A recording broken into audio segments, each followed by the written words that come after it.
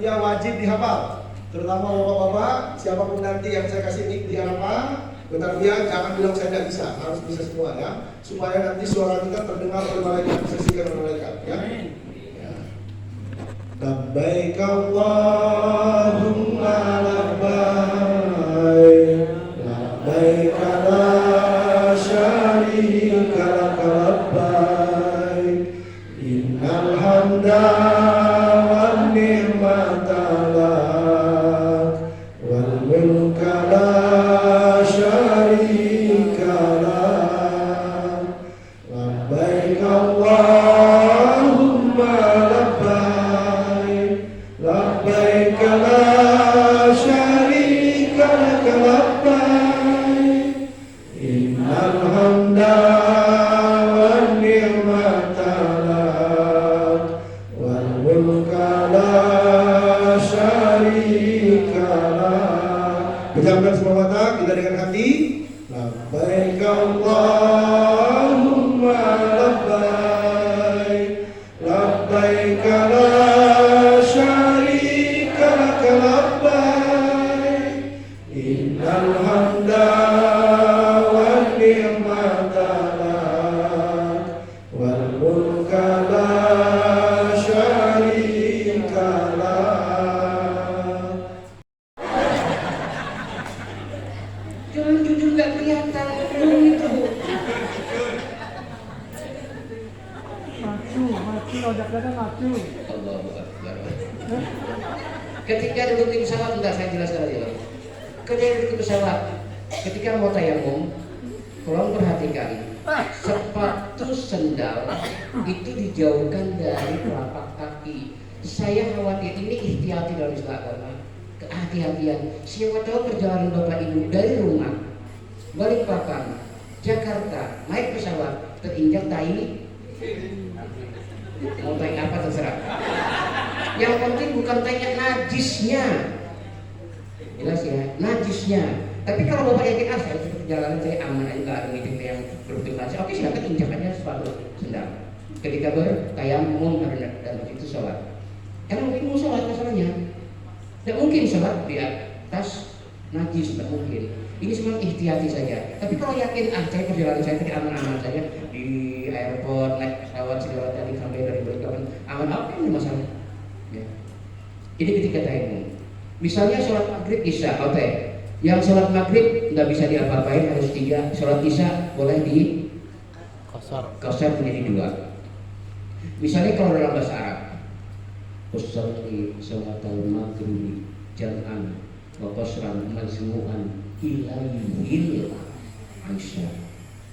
Udah paham kan? Paham gak? Nggak paham kalau bahasa Arab.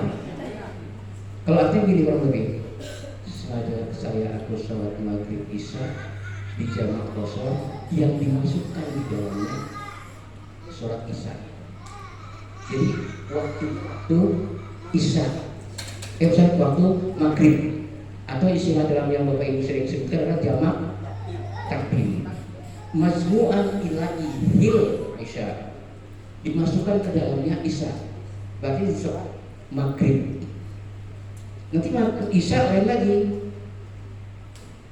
usolli fardhu isya dan angkosran mazmu'an ila maghrib. Sengaja aku sholat isya di jamak kosor di dalam waktu, masuk ke dalam waktu maghrib. Agak sulit memang. Jadi gini aja, saya beberapa waktu saya baca yang simpel saja. Sengaja aku sholat maghrib isya, jamak takdim selesai. Jamak takdim itu pasti di awal waktu di antara 2. Ya. Tapi boleh nggak Bapak Ibu? Saya nanti nunggu isya nanti aja di Dubai. Karena lagi di Dubai sekitar jam 11:10 sekian, masih ada waktu. Kalau mau, tapi lewat nanti orang jalan segala apa, lalu ketinggalan orang yang sholat. Itu menghindari, bukan tidak melarang sholat, tidak, tapi menghindari saja. Alangkah bagusnya sholat ini pesawat, bertayamum kemudian sholat. Jadi yang jelas kita akan menemukan sholat maghrib isya di dalam pesawat. Itu sudah bisa dipastikan insya Allah. 3 rakaat, 2 rakaat. antara maghrib isya tidak boleh disalat dengan sholat lain. Atau kalau ada kan sunnah, ada sunnah 2 rakaat habis sholat maghrib, jangan. Karena sholat itu sudah dikosorkan dalam perjalanan, jangan ditambah oleh Allah Subhanahu wa taala, meringankan beban, jangan sunnahnya diambil lagi. Ya, paham ya? Kalau sunnahnya diambil lagi, ya sama juga dikosor. Makanya kemudahan Allah Subhanahu wa taala itu cuma 3 dan 2 ketika sholat maghrib dan isya. Jangan ada sholat tambahan sunnah lagi. Ini dalam perjalanan untuk memudahkan kita, itu kemudahan Allah Subhanahu wa taala. Tapi ada orang saya tidak mau di kosor, saya melengkap saja. Oh, monggo silakan, tidak ada masalah. Karena mungkin masih bisa 4 segala apa ketika sholat isyanya, monggo silakan, tidak ada masalah. Kalau ada yang belum, tapi itu tidak mencerminkan apa yang tertera pada Al-Quran ketika engkau dalam perjalanan siur sholat boleh mengkosor atau memendekkan sholat, itu semuanya rusak. Ya, jadi alangkah bagusnya diambil dosa itu karena memang dari Allah Subhanahu wa taala. Nah, sekarang permasalahannya adalah sholat duduknya. Nah, sholat duduk, pernah sholat duduk belum? Pernah? Bapak belum?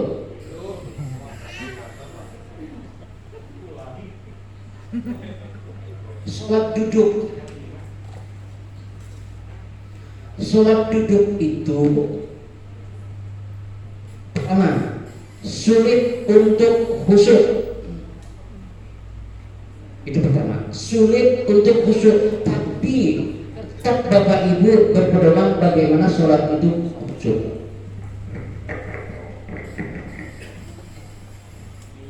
Sholat duduk itu sulit untuk khusyuk. Sekarang ada ayat Al-Quran, qad aflaha al-mu'minuna alladziina hum fi shalatihim khashi'un. Tadi ngomong itu siapa? Apa ayatnya itu? Awal ayat, awal surah. Telah beruntung orang-orang mukmin yang dalam sholatnya khusyuk. Jadi khusyuk itu memang kalau beruntung kan itu berarti surga. Tapi saya kira sulit untuk khusyuk dalam duduk. Sekarang pertanyaan, khusyuk itu apa? Nah, ini yang sering beberapa kali saya jelaskan kembali. Khusyuk itu apa? Dari sekian banyak ulama mencoba membuat kalimat khusyuk itu apa? Satu yang saya ambil, yang saya anggap, mungkin Bapak Ibu nanti baca di mana ada yang definisi khusyuk, lain terserah. Adalah ulama mengatakan, salah satu ulama mengatakan, khusyuk itu istihdarul ma'ani fil qalbi, menghadirkan makna apa yang dibaca di lisan ke dalam hati. Kenapa kata ulama itu demikian? Karena yang menyebabkan manusia tidak khusyuk sholat adalah bukan bacaannya, tapi hatinya yang bisa kemana-mana. Hatinya, khusyuk itu di hati. Orang hafal bacaan, belum tentu hatinya bisa. Maka ulama itu mengatakan, kalau seseorang itu bisa khusyuk adalah hatinya dihadirkan makna apa yang dibaca di lisan. Ketika saya mengucapkan Allahu Akbar, dalam hati saya Allah Maha, Iyyaka na'budu wa iyyaka nasta'in. Ya Allah, hanya kepada Allah kami bermohon dan hanya kepada Allah kami menyembah dan hanya kepada Allah kami mohon pertolongan. Kalau lisan kita yang diucapkan ketika kita membaca sholat kemudian maknanya dihadirkan di hati, di situ Bapak Ibu yakin 100% bisa khusyuk. Tapi sehebat-hebat manusia bisa menghadirkan seperti saya Rahman, karena mengerti arti yang dibaca belum tentu khusyuk 100%. Lagi sholat khusyuk nih, artinya yang dibaca di dalam hati. Suara kucing berkelahi, sudah kucing di dasarnya juga hilang. 100% tidak bisa, betul. Tapi paling tidak ketika kita membacanya ada arti yang kita baca ke dalam hati, agar hati kita juga masyghul, sibuk dengan apa yang dibaca di lisan, sehingga kita bisa konsentrasi. Maka sekarang banyak ya, saya kira di media-media bacaan sholat dengan artinya. Kenapa? Agar bisa hati ini khusyuk dengan apa yang diucapkan di lisan. Jadi kalau kamu mau kembali lagi, belajar lagi, ya cari buku sholat sedikit-sedikit dari Allahu Akbar, Al-Fatihah, Iftitahnya, dilihat artinya sedikit-sedikit. Tidak bisa sekali sholat, tidak bisa. Seminggu tidak bisa. Namanya untuk khusyuk, sebulan mungkin bisa. Sebulan juga mungkin cuma Al-Fatihah dan Iftitah aja tahu. Dan itu juga mengingat Allahu Akbar, Allah. Iftitah itu apa coba? Iftitahnya pakai Iftitah kan banyak. Doa Iftitah pakai apa? Ibu, hai. Kok ibu bengong, Bu? Mikirin apa, Bu? Ibu, ibu mikirin apa? Itu Iftitah itu apa kalau habis takbir? Bacanya Allahu Akbar kabir walhamdulillah. Itu coba baca Allahu Akbar kabir ya Allah yang Maha Besar. Alhamdulillah katsira, segala puji terpuji kepada Dia. Itu coba. Kalau Bapak Ibu bisa mencoba seperti itu, insya Allah khusyuk akan tercapai, walaupun tidak 100%, tidak 100%. Maka orang yang hafal belum tentu khusyuk, belum tentu. Orang yang hafal belum tentu khusyuk. Alhamdulillahirabbil alamin, misalnya saya, gimana? Alhamdulillahirabbil alamin sampai itu mau ayatnya lagi. Innal ladzina qalu rabbuna Allah tsumma istaqamu tatanazzalu 'alaihimul malaika alla takhafu wa la tahzanu wa abshiru bil jannati. Saya hafal. Ibu tahu enggak hati saya kemana? Enggak tahu. Mungkin saudara saya jangan hilang. Enggak tahu. Saking hafalnya bahaya juga. Makanya saya mengambil istilah ulama tadi, istighdharul ma'ani fil qalbi, menghadirkan makna apa yang dibaca ke dalam hati, itu bisa menyebabkan kita khusyuk. Karena khusyuk letaknya di hati. Coba nanti pulang, coba dibaca artinya, coba hadirkan di hati.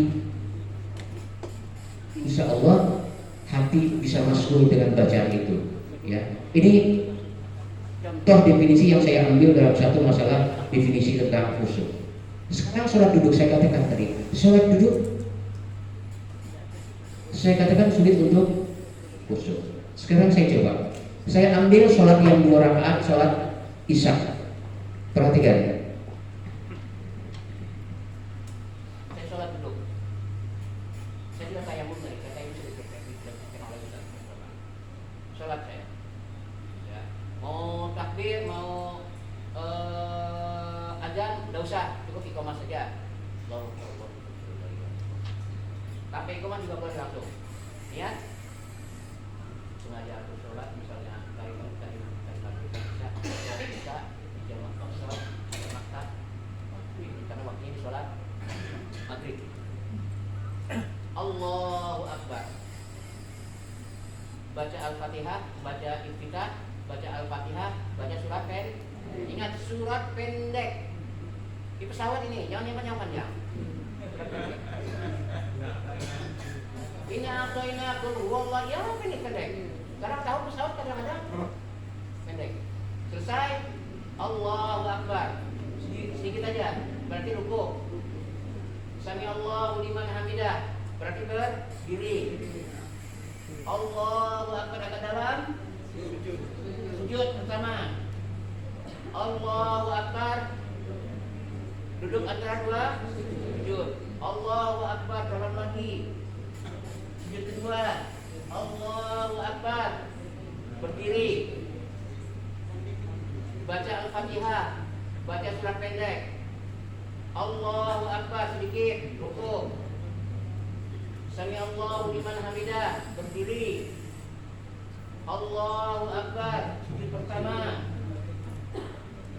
Allahu Akbar, duduk antara 2 sujud. Allahu Akbar, sujud kedua. Allahu Akbar, tahiyat, salam. Kayak apa hendak khusyuk? Sholat aja pikir, aku rukuk pas sujud, rukuk pas sujud. Duduk, berdiri sama aja. Ya memang itu aturannya. Mau gimana lagi? Ketika antara duduk antara dua sujud dengan berdiri habis sujud sama ya begitu. Jadi sholat sambil makanya saya katakan tadi sulit untuk khusyuk, tapi tetap berusaha ketika pembacaan untuk khusyuk. Walaupun saya berpikir rukuk sujud. Jelas ya? Mudah kan tadi mudah. Jadi kalau rukuk sedikit, nanti kalau sujud agak dalam. Terus tuh duduk antara sujud sama dengan berdiri. Sujud lagi, duduk antara dua sujud, setelah itu baru sujud terakhir. Atau langsung berdiri kalau itu rakaat. Mudah. Tapi sekarang itu diusahakan kemampuan kita tetap saya katakan bercoba untuk mengambil orang-orang yang khusyuk, tetap mengusahakan artinya ketika dibaca di lisan, cobakan hadirkan makna apa yang dibaca di dalam hati. Dicoba kalau di sekarang siapa tahu hikmah daripada haji ini Bapak-bapak mencoba untuk lebih khusus setelah pulang haji. Dari sekian banyak tanda-tanda haji Bapak Allah ketika pulang adanya perubahan dalam setiap diri manusia yang berhaji dalam tingkat bilangan ibadahnya. Itu di antaranya. Di antara tanda-tanda haji mabrur yang dicapai oleh seorang adalah ketika pulangnya adanya peningkatan terutama dalam masalah ibadahnya. Nah ini yang betul-betul saya katakan khusyuk tidak mungkin bisa berjalan dalam seminggu 2 minggu. Tidak bisa. Tidak ada orang bisa khusyuk seminggu 2 minggu. Sebulan 2 bulan bisa jadi karena menghadirkan makna apa yang dibaca di lisan ini ke dalam hati. Habis sudah materi saya. Kan materi saya itu ya tadi. Sudah? Ya sudah, wassalamualaikum. Santai kita, santai aja.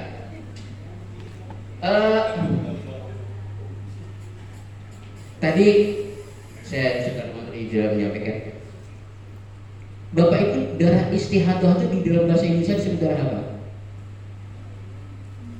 Kan ada darah haid, darah nifas. Kalau darah istihadah itu istilahnya dalam bahasa Indonesia. Nah, nanti di sana itu biasanya begini, habis takbir keempat, Allahu Akbar keempat nih, tidak ada doa dia langsung Assalamualaikum warahmatullah, Assalamualaikum warahmatullah. Coba lihat nanti di sana. Habis takbir keempat, kenapa? Karena doa yang keempat ini dikumpulkan di doa ketiga. Doa ketiga panjang. Ya. Saya misalnya Allahu Akbar. Saya baca Al-Fatihah. Kedua Allahu Akbar. Allahumma shalli ala Muhammad. Ketiga Allahu Akbar. Allahumma ighfir lahum warhamhum wa'afihim wa'fu anhum wa akrim nuzulahum wa wasi' madkhalahum wa ja'al jannata maswahum. Allahumma anzir rahmat alaihim warfa' apa enggak? Hafal. Sudah saya hafal. Yang mungkin hafal. Warfa' darajatan bimahid Allahumma ja'al qabrahum rawatan min riyadil jannah wa la taj'al qubrahum qurran. Dan banyak doa-doa lagi panjang. Baru takbir keempat, Allahu Akbar. Langsung Assalamualaikum warahmatullahi wabarakatuh. Karena doa yang keempat ini dimasukkan ke doa yang ketiga. Ya, jadi saya ingatkan dari ini, tapi itu tergantung imamnya. Tapi di Saudi Arabia begitu. Tapi kalau saya imam yang jenazah begini, saya tetap habis keempat mesti saya bacakan doa juga. Karena 3 keempat itu doa. 1 2 Al-Fatihah dengan sholawat atas Nabi. Biasakan sholat jenazah. Atau ada yang meninggal dulu baru kita sholat. Oke, Ibu sudah Bu? Ibu Indah sudah? Oke. Waalaikumsalam. Nama saya Pak Wito 212. Siapa ini? Wito 212 Tenggarong seberang. Wito 212. 212 ini apa? Kira sableng. Nomor apa ini 212 ini? Wiro, sampai bilang Wiro. Wiro 121. Ya Pak Ustaz. Iya, apa? Pertanyaan saya sebenarnya kemarin sahabat saya sudah tanyakan, tapi karena kemarin hujan saya nanya Sampai itu dari awal sampai sekarang ngantuk. Tapi saya kan Saya nggak melihat pernah dari absen situ. Pak Ustaz, saya hadir terus. Oke, monggo Pak Wiro. Oke, pertanyaan saya itu karena saya itu pribadi saya itu sakit gula, jadi kaki saya itu selalu dingin Pak Ustaz. Oh, monggo. Nah, untuk melaksanakan ibadah haji itu yang nggak boleh pakai kaos kaki itu di Masjidil Haram, Masjid Nabawi atau di mananya? Enggak boleh pakai kaos kaki ini. Bentar. Ini waktu ihramnya atau di luar ihram? Ya semuanya, pokoknya pas rangkaian ibadah haji. Banyak semuanya. Karena kan selalu dingin Pak Ustaz, kapan saya lepas, kapan saya pakai. Oke, sudah. Sudah. Oke. Terima kasih Pak Ustaz. Monggo sami-sami Ji. Semua di belakang satu lagi. Tuh ibu di belakang.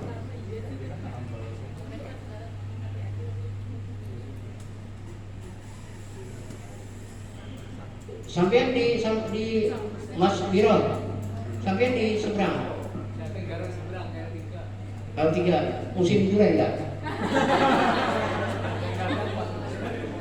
Oh ya.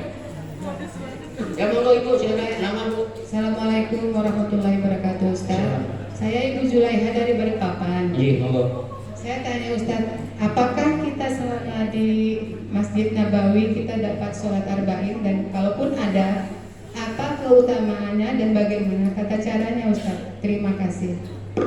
Baik, satu ibu saya tanya, saya jawab. Sampai duduk di mana? Oh, serangga itu loh. Oh iya. Pertanyaan, Pak Wiro, karena sakit gula dan kaki harus takut dingin. Ketika ihram, kaki nggak boleh dibungkus dengan kaos kaki, harus terbuka. Selama ihram, selama pakai ihram, sampai misalnya ketika kita berangkat pakai ihram, ketika niat kita ihram, ketika misalnya kita niat sejam sebelum landing jeda, kami akan umumkan niat ihram semua lepas kecuali dua helai atas bawah. Sampai mungkin dari pesawat, dari pesawat masih bolehkan menggunakan kaos kaki, tapi saya pengumuman niat lepas kaos kaki. Ya, pengumuman niat lepas kaos kaki. Sampai nanti ketika kita turun tawaf sa'i umrah dan motong rambut, silakan buka kaos kaki, pasang kaos kaki sampai di hotel. Boleh. Di masjid, di luar ihram, silakan pakai kaos kaki, tidak ada masalah selama Bapak Ibu masuk kota Mekah atau Madinah pakai kaos kaki, tidak ada masalah selama bukan dalam status ihram. Ya saya, jadi boleh pakai kaos kaki yang nanti pakai kaki yang tebal juga ada apa-apa, takut dingin setelah nanti. Tapi insya Allah kita bukan kena musim dingin dan musim panas, 40 ke atas ya. Oke.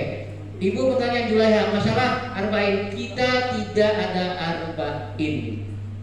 Ya, tidak ada arba'in, kita hanya 5 atau 6 hari di Madinah. Ya. Tidak ada arba'in. Arba'in itu hanya sebagai motivasi agar kita bisa setiap kali waktu ke masjid. Jangan dipaksakan kalau kondisi kita tidak. Dan hadisnya kalau Bapak Ibu buka juga bisa dikatakan hadisnya kurang kuat. Bisa Bapak Ibu bisa buka hadis arba'in. Yang kuat itu bukan arba'in apa Sudraman. Yang kuat itu bukan arba'innya 40 harinya ya. Yang kuat itu malah 40 harinya. Yang kuat itu hadis yang 40 hari. 40 hari yang kuat. Tapi 40 hari itu bohong. Jadi yang kuat itu hadis 40 hari dibandingkan hadis yang 40 waktu. Jadi kita nggak ada 40 waktu itu di Madinah, kita cuma sekitar 5 hari saja. Gunakan waktu sebaik-baiknya di Madinah karena nilai di sana adalah 1000 kali dibandingkan sholat di tempat lain. Kalau Bapak Ibu bisa sholat selama sehari itu 5 kalinya sholat di situ, ditambah dengan sholat lain lagi, insya Allah pahalanya besar. Ya, oke. Yang lain